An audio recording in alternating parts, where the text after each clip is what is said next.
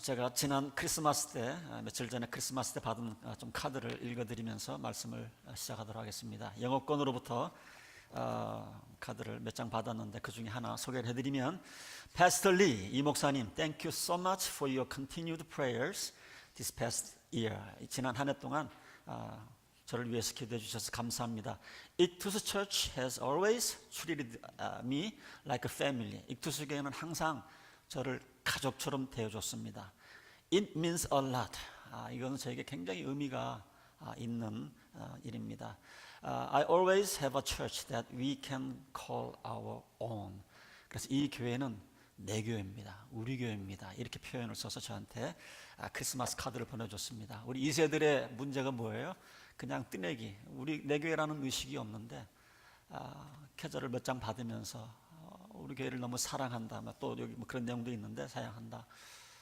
이 교회는 내 교회다. 그래서 제가 얼마나 감동을 했는지 모릅니다. 우리 자녀들이 잘 자라고 있구나. 그런 생각을 해보았습니다. 2018년 한 해 우리 마지막 이제 주일 예배를 드리게 되는데, 올 한 해 무엇보다도 한 해를 좀 감사함으로 한 해를 마무리 지었으면 하는 그런 마음이 있습니다. 오늘 우리가 함께 읽은 말씀에도 보면 2절에 보니까 기쁨으로 주님을 섬기고 환호성을 울리며 그의 앞으로 나아가라. 그리고 4절에는 감사라는 말이 두 번이나 반복을 해주고 있어요. 감사의 노래를 드리며 그의 성문으로 들어가라. 그리고 끝에도 보면 감사의 노래를 드리며 그 이름을 찬양하라. 오늘 우리가 마지막 주일, 또 내일 송구영신 예배, 우리가 이렇게 마지막 한 해를 보내면서 우리가 이러한 자세로 한 해를 마무리 지어야 되지 않을까, 그런 생각을 합니다. 자, 우리는 지난 1년 동안 베풀어 주신 그 은혜 감사할 수밖에 없습니다. 참 감사한 일들 참 많죠. 건강 지켜주셨죠. 또 생업 지켜주셨죠. 우리 자녀들 잘 지켜주셨고, 또 교회 하나님께서 잘 또 인도해 주셨고, 너무 감사한 내용들이 많은데, 오늘 저는 좀 다른 각도에서 여러분들에게 좀 권면하기를 원합니다. 우리가 이런 감사도 참 중요합니다. 진정으로 우리가 감사하는 삶을 살기 위해서는 지난 2018 한 년 동안 하나님께서 우리 가정에, 우리들 개인에게, 또 교회적으로 이렇게 베풀어 주신 것, 허락해 주신 것 감사하죠. 그런데 이것을 넘어서서 은혜를 베풀어 주신 그 하나님 자체에 대해서 우리가 감사해야 되지 않겠는가. 왜냐하면 우리가 건강한 것만 감사의 조건이라고 그런다면 올 한 해 건강하지 못한 분들이 계셨어요.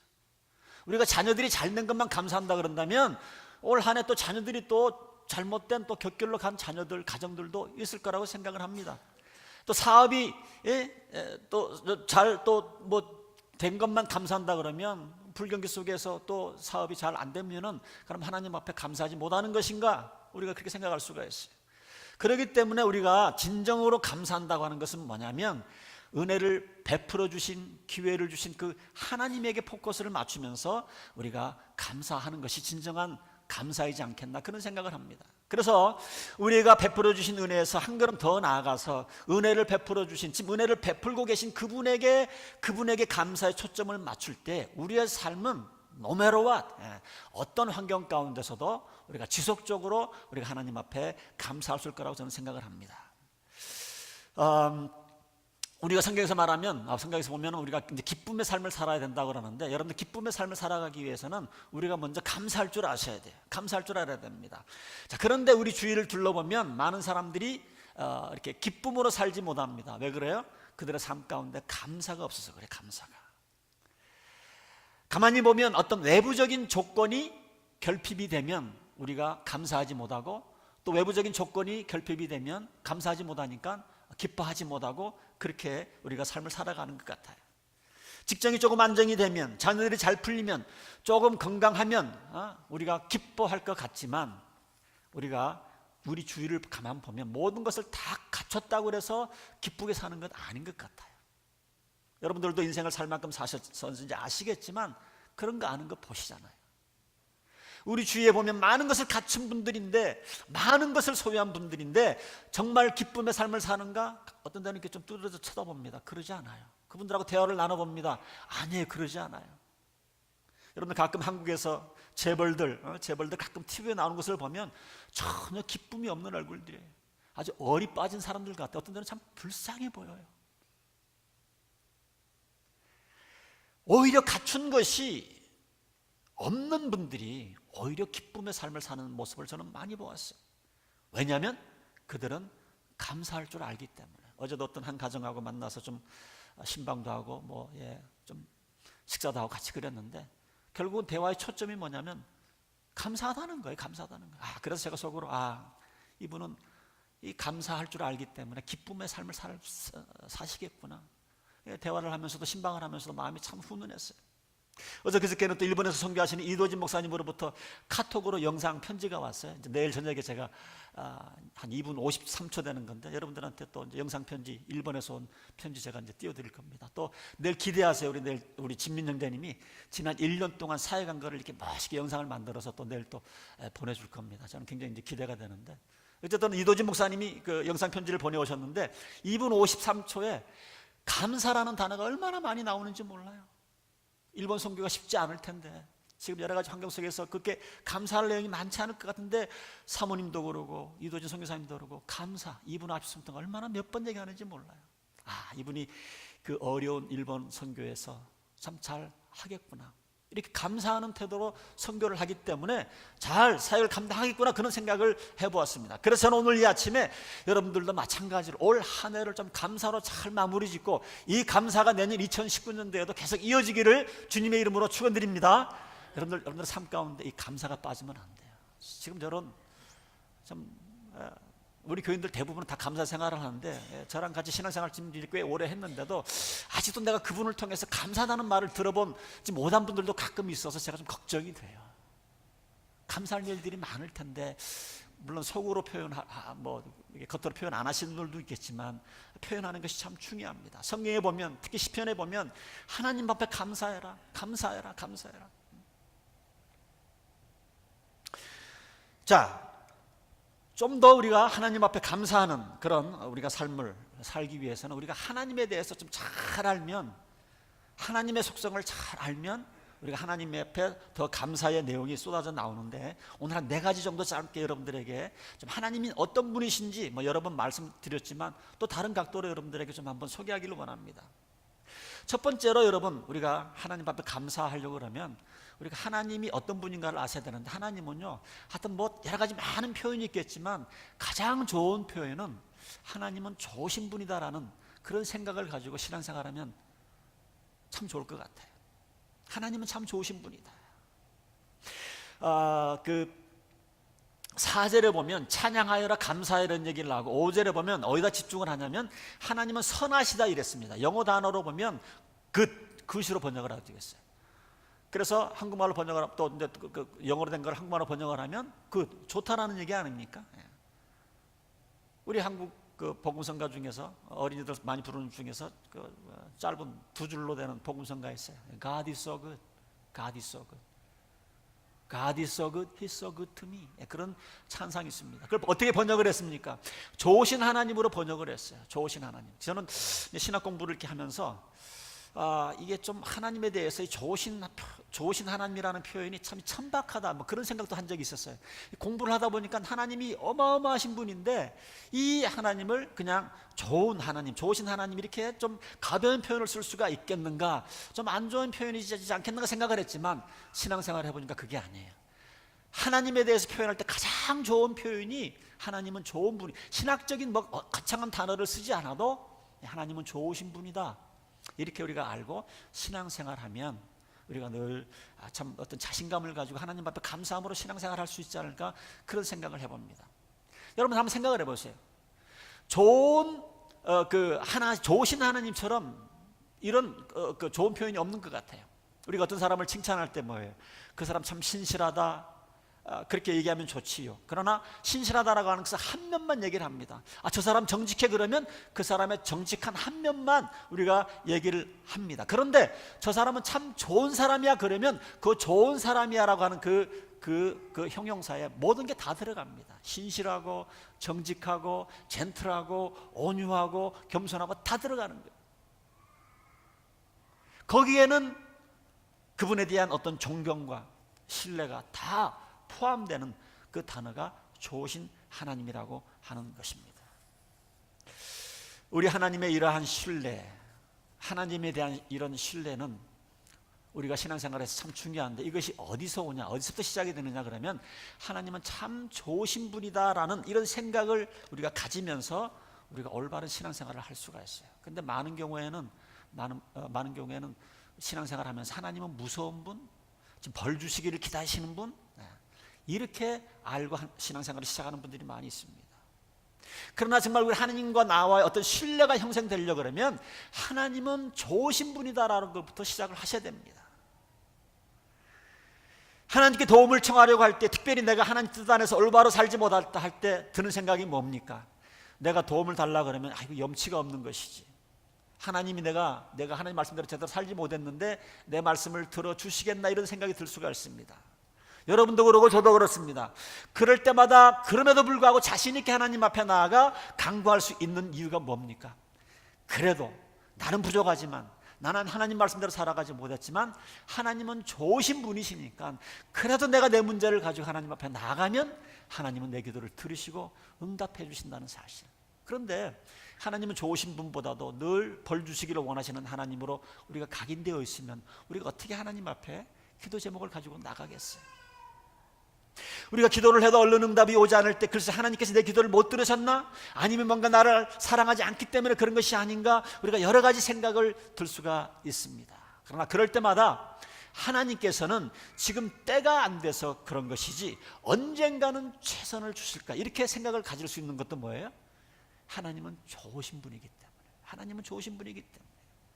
내가 자격은 모자라고 그렇다 할지라도 이기적인 삶을 여전히 살고 있지만 그래도 하나님은 좋은 분이시기 때문에 내가 구하면 주시겠지. 이런 확신이 어디서 생길 수가 있어요? 여러분들이 자나깨나 하나님은 좋으신 분이라고 하는 이런 생각을 가지고 있으셔야 돼요. 자, 여러분 무슨 사고가 생겼다고 생각을 해보십시다. 어떻게 이런 일이 생길 수 있을까? 이런 생각이 스쳤다가도 얼른 하나님께서 이것을 통해서 좋은 일을 이루시려고 그러시는 거다, 이렇게 마음을 바꿀 수 있는 것이 어디에 있습니까? 왜냐하면 하나님은 좋으신 분이기 때문에.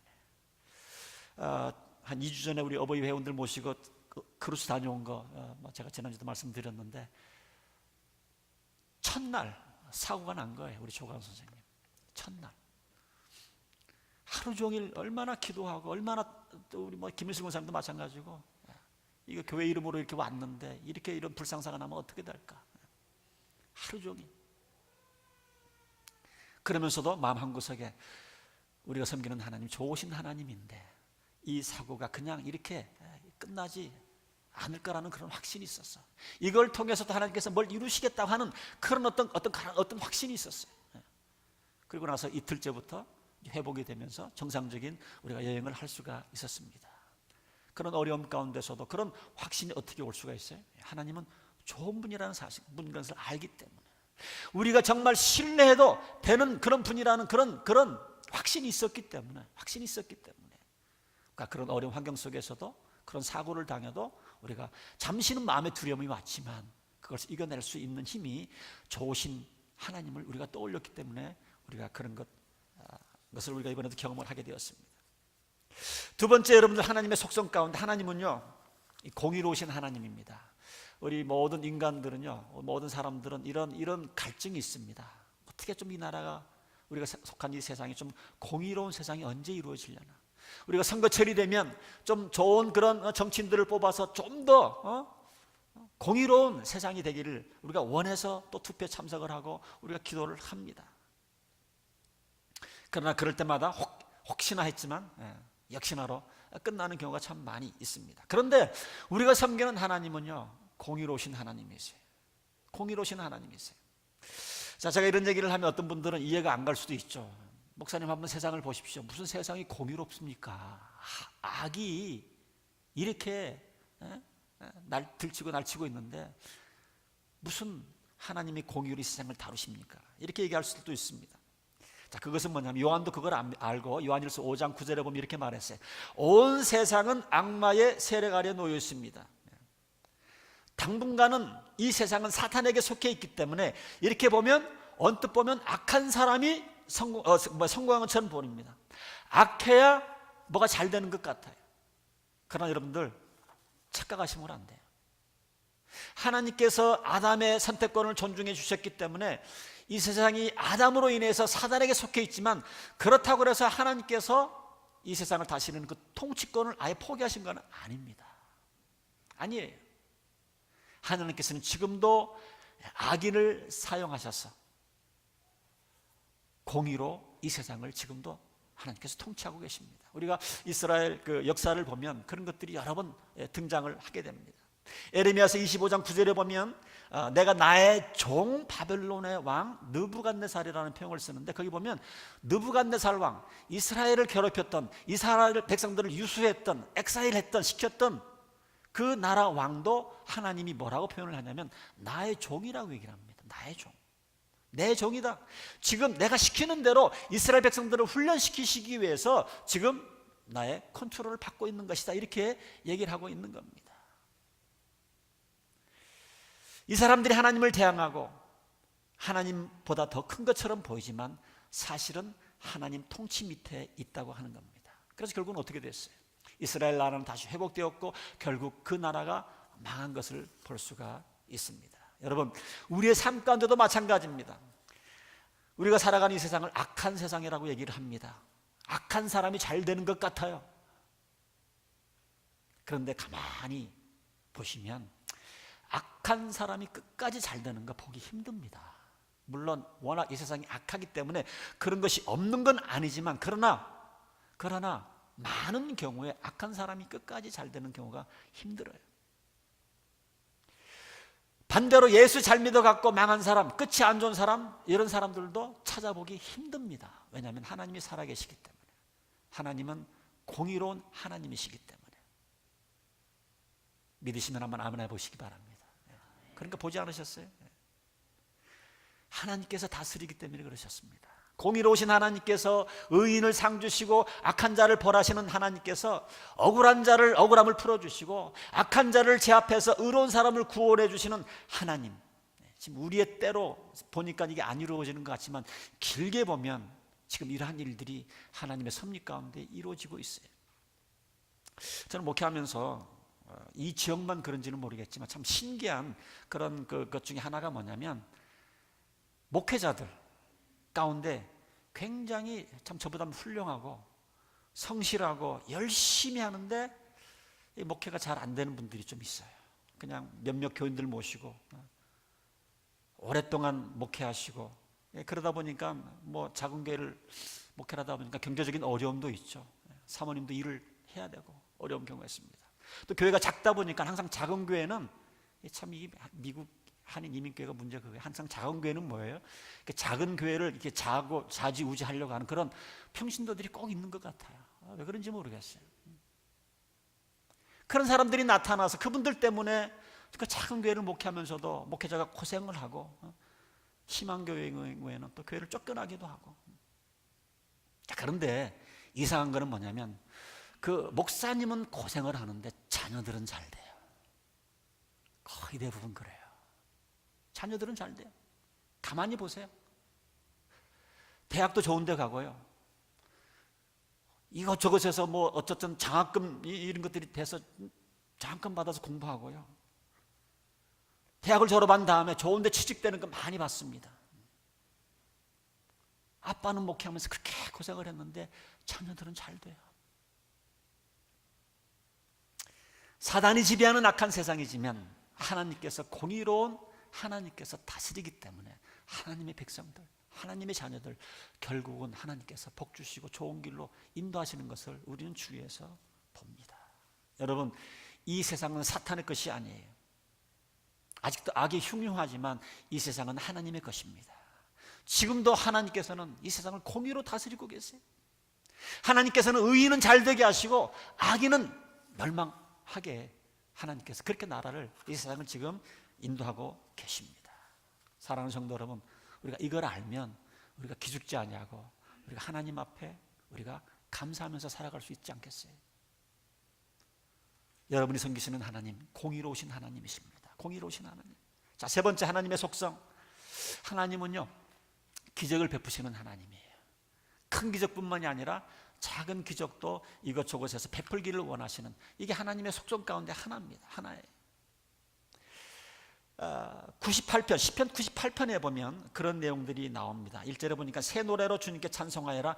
그 이유가 뭐냐면 1절에 보니까 주님은 기적을, 하나님은 기적을 일으키시는 분이다, 이렇게 얘기를 해주고 있습니다.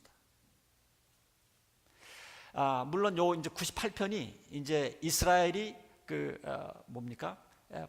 바벨론에게 포로로 잡혀가고 나중에 바벨론의 페르시아한테 이렇게 또 정복을 당하면서 고레스 왕이 나타나서 이스라엘 백성들을 다시 이스라엘 나라로 돌려보냅니다. 이게 돌려받으면 70년 후에 다시 돌아오면서 그것을 보면서 이거 기적이다, 기적이다, 이렇게 해서 쓴 그 시가 시편 98편입니다.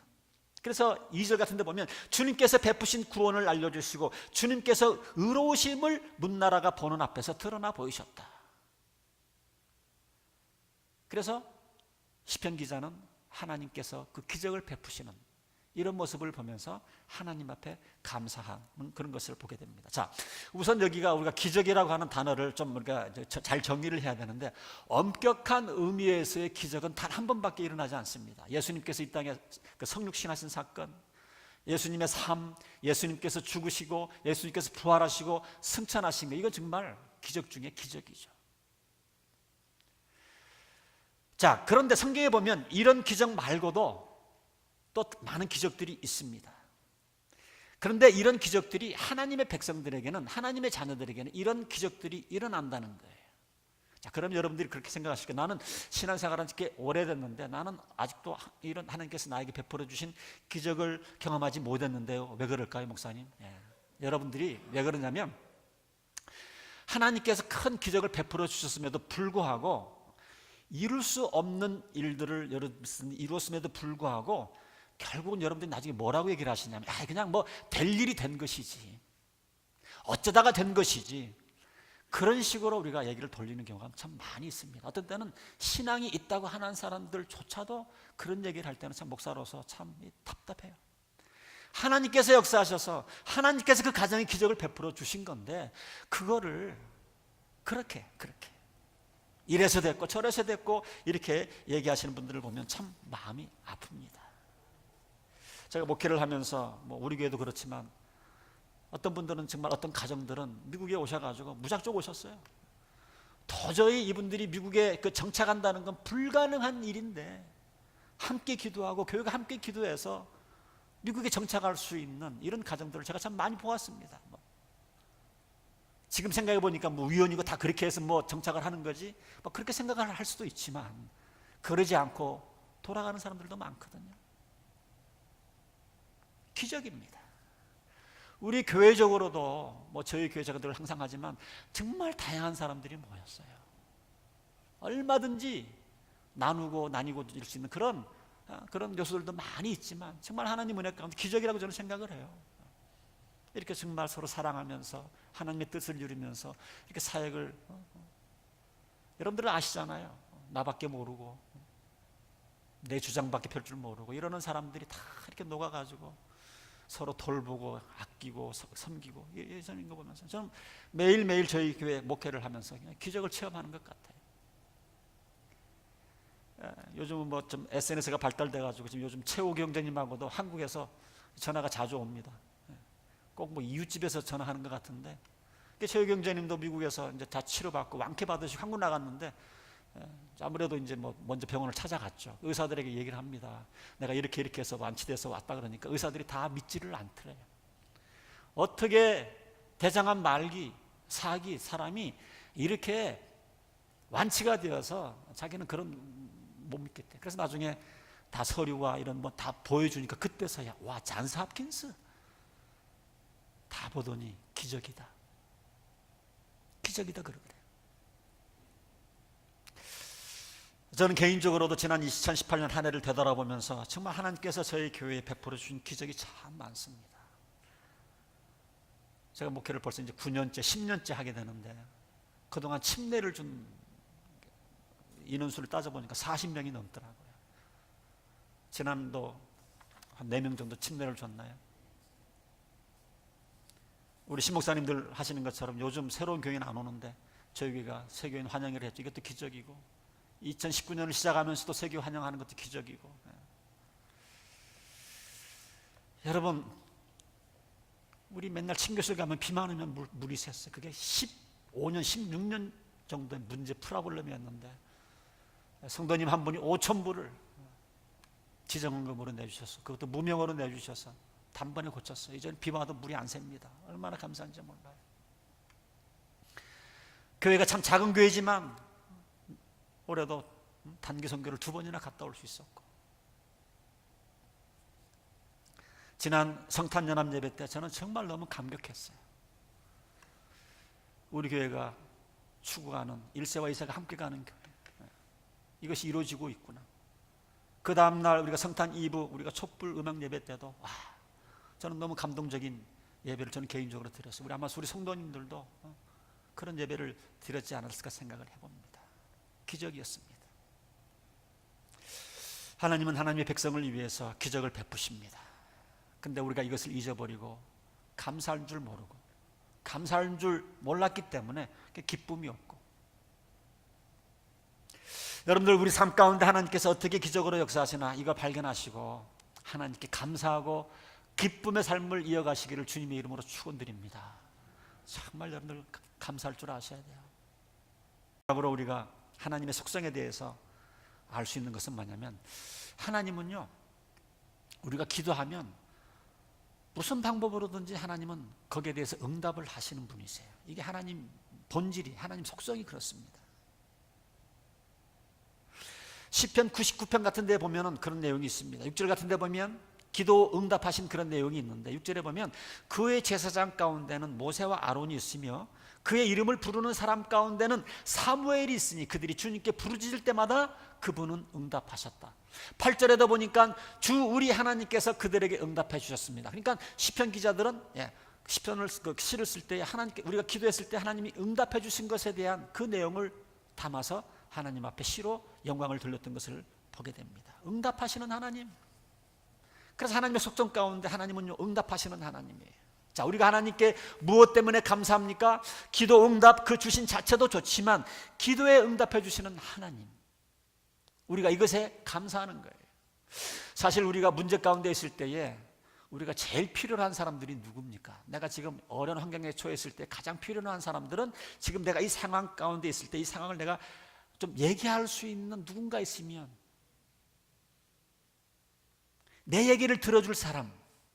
왜냐하면 사람들은요, 좋은 얘기만 들으려고 하지 문제 있는 거 듣는 거 별로 좋아하지 않습니다. 힘든 얘기하면 싫어합니다. 자, 그런데 하나님은요, 우리가 언제든지 찾아가도 절대 내색하지 아니하시고 귀찮아하지 아니하시고 언제든지 웰컴하세요. 언제든지 웰컴하세요. 아주 좋아하십니다. 그래서 우리가 하나님께 막 우리가 찾아가 사소연을 하고 막 문제를 얘기하면 하나님은 절대로 이제 됐다, 다 알았다 이러시지 않습니다. 끝까지 우리가 얘기할 때까지 다 참고 다 들으십니다. 굉장히 기뻐하세요. 그리고 그분은 우리를 구체적으로 도우실 수 있는 분입니다. 우리 기도하시는 분들, 중보기도 팀들은 다 아시겠지만 에레미야 333, 에레미야 33장 3절 무슨 말씀입니까? 너희가 나를 부르면, 네가 나를 부르면 내가 응답하겠고, 그 다음에 뭐라고 말씀하셨어요? 내가 모르는, 네가 모르는 크고 놀라운 비밀을 내가 알려주겠다. 그냥 힘들고 어려울 때 기도로 나를 부르기만 하면 내가 응답하겠다. 거기 각이 있겠다. 들어주겠다. 천지 만물을 지으신 하나님께서 기도만 해 다 들어주겠다는 겁니다. 자, 우리가 이런 하나님께 감사 안 할 수가 없죠. 우리가 어떤 사람한테 가면 들어주고 또 도와주지만 그것도 사람이기 때문에 너무 여러 번 자꾸 찾아가면 싫어합니다.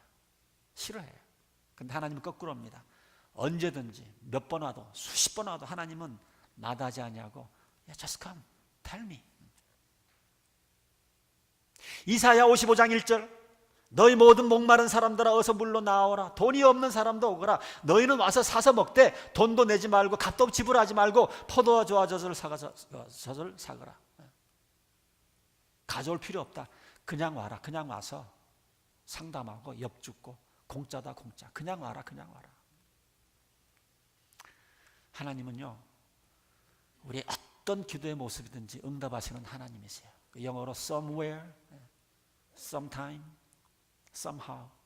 하나님은 절대로 외면하지 않으세요. 어떠한 형태의 기도든지 하나님은 들으시고 반드시 응답하시는 하나님인 것을 믿으시기를 주님의 이름으로 축원드립니다. 그래서 우리가 이런 하나님을 알기 때문에 하나님을 찬양하는 겁니다.